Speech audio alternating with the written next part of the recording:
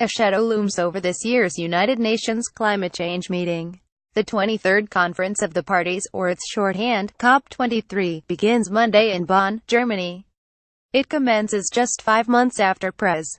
Donald Trump announced he would withdraw the U.S. from the Paris Climate Accord, which aims to limit global temperature rise to 2 degrees Celsius, or ideally, 1.5 degrees C. The international community strongly reprimanded the Trump administration for its decision, and it has vowed to disregard that setback and forge ahead at COP23. No other countries have reneged on the accord. Nations have a lot to figure out. The 2015 Paris Accord was a landmark agreement, says Kara Horowitz, co-executive director of the Emmett Institute on Climate Change and the Environment at University of California, Los Angeles, School of Law.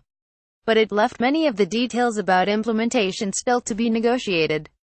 At COP23, country representatives will work out the nitty-gritty of how to execute the accord, which will ultimately determine its long-term success. This is quite a consequential meeting, says Barry Rabe, a professor of public policy at the University of Michigan. It represents an important early test of nations' resolve to honor what they agreed on in Paris. The implementation guidelines that country representatives will develop are often collectively referred to as the Paris Rulebook. The numerous rules will address issues such as how countries will track and report their emissions and have them verified, all in a transparent way, how countries will be required to communicate their future emissions reduction plans as well as their pledges for funding adaptation efforts, and if and how market mechanisms, such as emissions trading between countries, will be applied to national targets. The representatives will also address how nations will assess the gap between global progress made and the Paris Agreement's 2 degrees Celsius goal, a collective 5-year review named the Global Stocktake that will commence in 2023.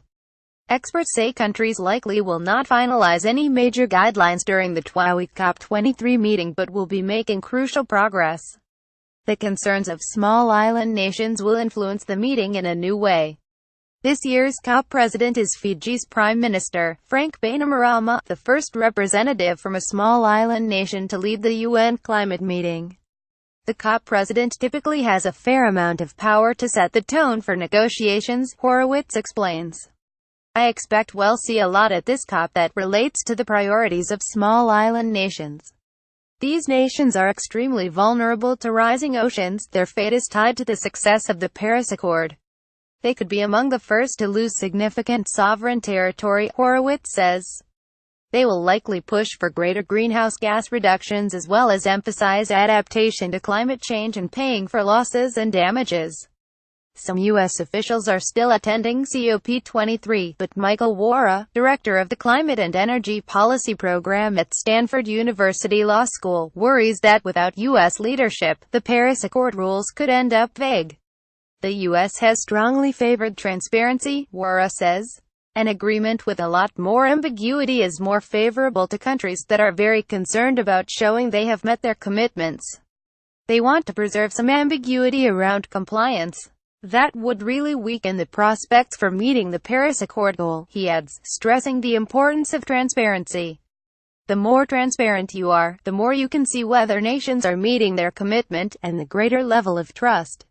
And if countries trust each other, they can continue to make bigger emissions commitments, which is exactly how the Paris Agreement is supposed to work.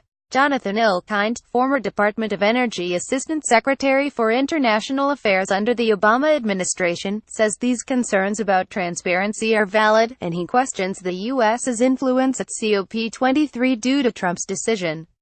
At a minimum, the U.S.'s ability to be persuasive to other parties is really placed under pressure, says Ilkind, who is now a fellow and senior adjunct research scholar at Columbia University's Center on Global Energy Policy.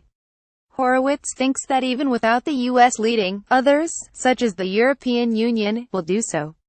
Although the U.S. government has stepped away from climate leadership, many subnational leaders, governors, mayors, tribal statesmen, CEOs and university heads, have formed a coalition to uphold the U.S.'s Paris Accord promise.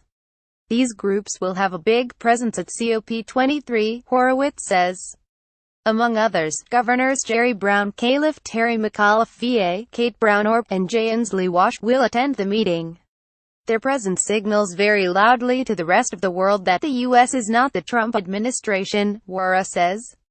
While Trump is here for now, that's not forever. The world still faces a long, difficult path to achieving its goal. Last Tuesday, the UN announced a wide gap remains between nations' current emissions pledges and the reductions needed to keep the planet's temperature increase below 2 degrees C without greater ambition. The UN reported the global rise could be 3 degrees Celsius or more this century.